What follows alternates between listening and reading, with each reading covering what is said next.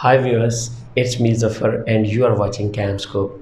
We have been discussing the reactions of benzene, especially electrophilic substitution reaction हम discuss कर रहे हैं, जिसके लिए हमने कहा था कि हमें एक स्ट्रॉन्ग इलेक्ट्रोफाइल की ज़रूरत होती है। लास्टली हमने डिस्कस किया था हेलोजिनेशन के लिए हमने हेलोजिनोनियम आयन पैदा किया था that act as a strong electrophile that breaks the strong sheath of pi bonds. ठीक है, इलेक्ट्रॉनिक क्लाउड को वो तोड़ता है और बेंजीन की स्टेबिलिटी कह लें कि जो स्टेबल रिंग है उसको रप्चर करता है। आम कोई इलेक्ट्रोफाइल या वीक इलेक्ट्रोफाइल यहाँ पे काम नहीं करता। ठीक है, ना ही हमने कहा था कि अल्कीन के इलेक्ट्रॉन जो है बेंजीन के इलेक्ट्रॉन अल्कीन के इलेक्ट्रॉनों की तरह अवेलेबल हैं। ठीक है, तो आज हम करने जा रहे हैं सल्फोनेशन ऑफ बेंजीन। डिफ़ाइन हम करेंगे introduction of sulphonic acid group into the benzene ring is called sulphonation. और ये सल्फोनेशन होता है in the presence of concentrated sulphuric acid या you can say oleum that is fuming sulphuric acid. Okay, तो हम इसका रिएक्शन करवा देंगे बेंजीन का सल्फ्यूरिक एसिड के साथ। सल्फ्यूरिक एसिड ही यहाँ पे आप कह लो रिएक्टेंट है और सल्फ्यूरिक एसिड ही यहाँ पे कैटलिस्ट भी होगा। तो हम देखते हैं introduction of sulphonic acid group into the benzene ring is called sulphonation. Sulfonation takes place in the presence of concentrated sulfuric acid or you can say oleum। पहला रिएक्शन मैंने सल्फ्यूरिक एसिड का reaction करवाया benzene के साथ, तो आपके पास benzene sulphonic acid बना plus हमें एक वाटर मॉलिक्यूल लिखना होगा। ठीक है, तो 80 सेंटीग्रेड पे। Next one is our reaction of benzene with sulphur trioxide. तो ये 25 पे रिएक्शन हो रहा है और अब आपको मिल रहा है बेंजीन सल्फोनिक एसिड। अब हम डिस्कस करते हैं इसका मैकेनिज़्म। सल्फोनेशन का मैकेनिज़्म हम डिस्कस करने जा रहे हैं। ठीक है, तो हमें पता है कि हमारा सल्फ्यूरिक एसिड जो है ये रिएक्ट करता है सल्फ्यूरिक एसिड ही के साथ। Sulphuric acid react with sulphuric acid and we get the following species. आप देखो, आप यहाँ से हमें एक तो हाइड्रोनियम आयन मिलता है, दूसरे SO3 आयन मिलता है और तीसरे HSO4 मिलता है। ये हमारा स्ट्रॉन्ग इलेक्ट्रोफाइल है और ये हमारा हाइड्रोनियम आयन है that provides protons later on and HSO4 acts as a base in this reaction। हमारा रिएक्शन कुछ यूँ है कि हम बेंजीन के साथ रिएक्ट करवाते हैं।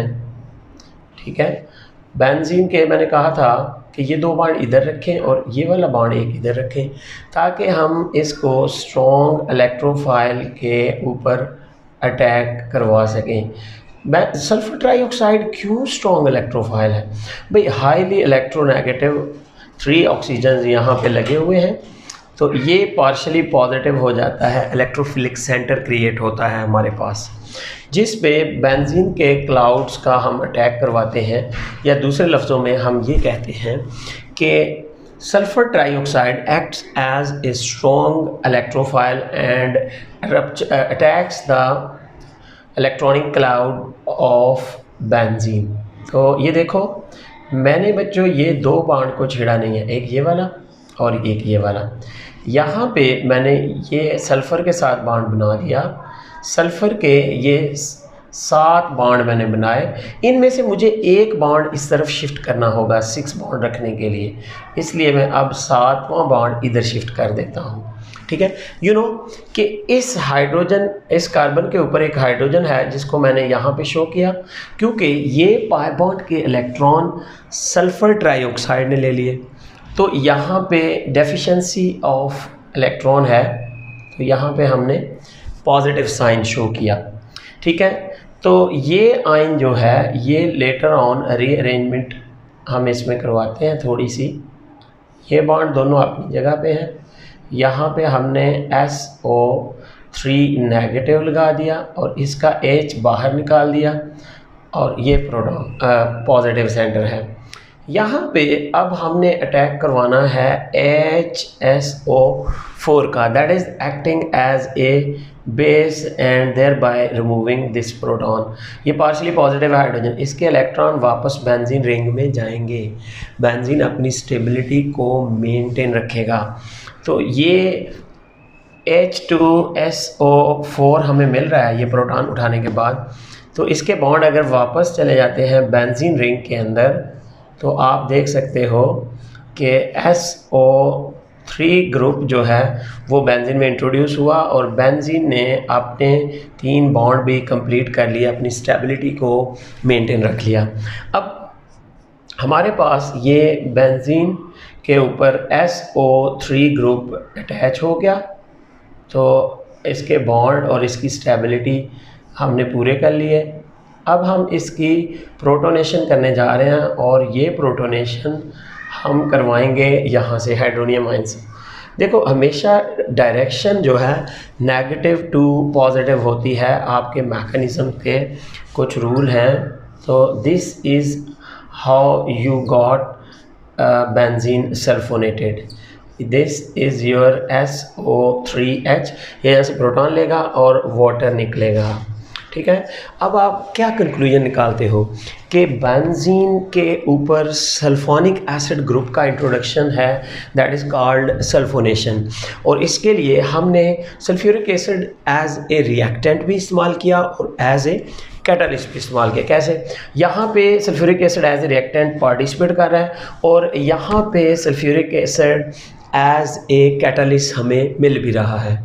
अब हम डिस्कस करते हैं कि किस तरह से क्वेश्चन आएगा। आपसे कहा जाएगा what is sulphonation reaction, what is sulphonation reaction, तो आप ये सारा लिखोगे। या कहा जाएगा what is sulphonation of benzene, या कहा जाएगा कन्वर्ट बेंजीन, इस तरह से क्वेश्चन बन सकता है, into benzene sulphonic acid, benzene sulphonic acid, ये क्वेश्चन हो सकता है।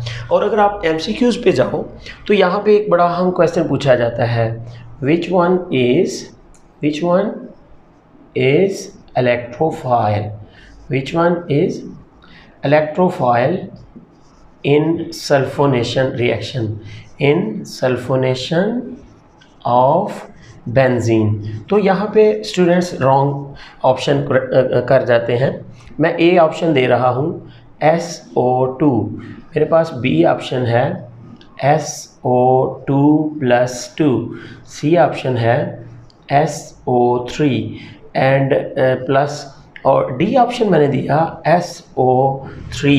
अब देखो जब इलेक्ट्रोफाइल की बात आती है तो आपके ज़हन में एकदम आता है कोई पॉजिटिवली चार्ज स्पीशीज़ है। बच्चे यहाँ पे बगैर सोचे टिक कर देते हैं, दैट्स करेक्ट, एब्सोल्युटली रॉन्ग, भी SO2 का कोई ताल्लुक नहीं है यहाँ से। या फिर जब पॉजिटिव देखते हैं तो SO3 पे, जिस स्टूडेंट को थोड़ा याद वो SO3 पे लगाता है। हालांकि मैंने बताया कि 3 हाईली इलेक्ट्रोनेगेटिव ऑक्सीजन की वजह से सल्फ़र पे हाईली पॉजिटिव आता है, जो इसको पार्शियली पॉजिटिव को नियर टू पॉजिटिव बना रहा होता है। तो ये वाला ऑप्शन आपका दुरुस्त है, कंप्लीट पॉजिटिव गलत होगा आपका आंसर। तो आपको करना होगा SO3, that is our correct option. तो ये थी आपकी सल्फोनेशन।